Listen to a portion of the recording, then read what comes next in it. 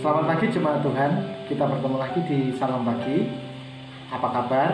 Saya berharap Bapak Ibu senantiasa dalam keadaan yang baik, sehat, dan dipelihara oleh Tuhan. Bapak Ibu pernahkah mendengar istilah jujur ajur? Ya, istilah itu menggambarkan betapa sulitnya hidup jujur. Ya, hidup jujur itu tidak mudah Bapak Ibu. Apalagi kalau kita terbiasa hidup bergaul dengan orang-orang yang tidak jujur. Nah, itu akan semakin sulit lagi Bapak Ibu.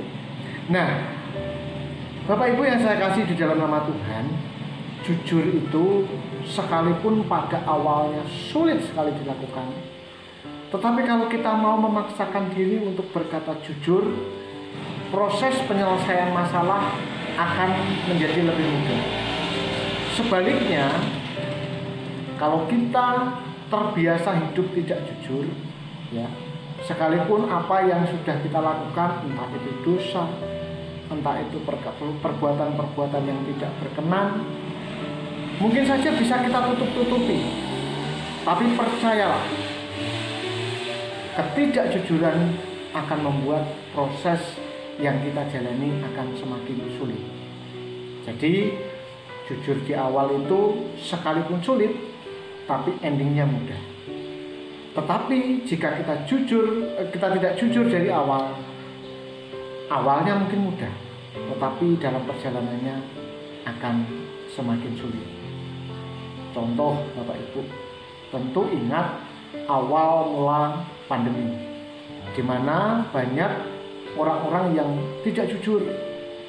Harusnya mereka dikarantina, harusnya mereka di rumah, tetapi karena malu, mungkin takut dikucilkan oleh tetangga-tetangganya, mereka keluar rumah, mereka pergi kemana-mana. Dan akhirnya apa Bapak Ibu? Ketidakjujuran itu menyebabkan berkembangnya virus corona. Bukan hanya satu orang yang sekarang susah kalau orang itu tidak jujur. Sebaliknya, rekan, sahabat, ataupun keluarga yang pernah berkomunikasi, ngobrol-ngobrol, kerja bersama, menjadi kesulitan hanya karena tidak jujur. Nah, Bapak Ibu, kalau kita membaca dalam kitab Amsal pasal yang ke-11 ayat yang ke-11, dikatakan berkat orang jujur memperkembangkan kota, tetapi mulut orang fasik meruntuhkannya. Bapak Ibu, rupanya kejujuran itu berpengaruh kepada orang-orang yang tinggal di sekeliling kita, entah itu keluarga, entah itu gereja, entah itu masyarakat di mana kita berada. Kalau kita itu mau berkata jujur, Bapak Ibu, kejujuran kita akan memberikan dampak yang lebih besar bagi orang-orang yang ada di sekeliling kita, bahkan bagi orang-orang yang ada di lingkungan masyarakat yang lebih luas, di kota tempat kita tinggal. Oleh sebab itu Bapak Ibu, melalui renungan Amsal ini, saya ingin mengajak Bapak Ibu di tengah-tengah pandemi ini, di tengah-tengah situasi yang tidak mudah, mari kita mengembangkan hidup jujur, hidup yang memiliki integritas di hadapan Tuhan. Karena apa? Karena hidup jujur adalah hidup yang dikehendaki oleh Allah. Inilah spiritualitas yang kita ikuti. Kalau iya, katakan iya. Kalau tidak, katakan tidak. Ya Bapak Ibu, hidup jujur memang tidak mudah. Tetapi kalau kita mau dan berani melangkah hidup dalam kejujuran, bukan hanya kita yang menikmatinya, tetapi orang-orang yang ada di sekeliling kita ikut menikmati kejujuran itu.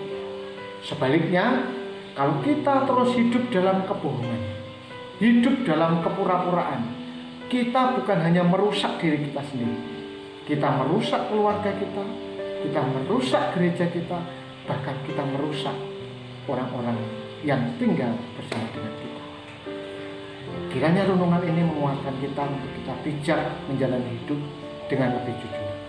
Mari kita berdoa. Bapa di surga, kami bersyukur untuk berkat-Mu.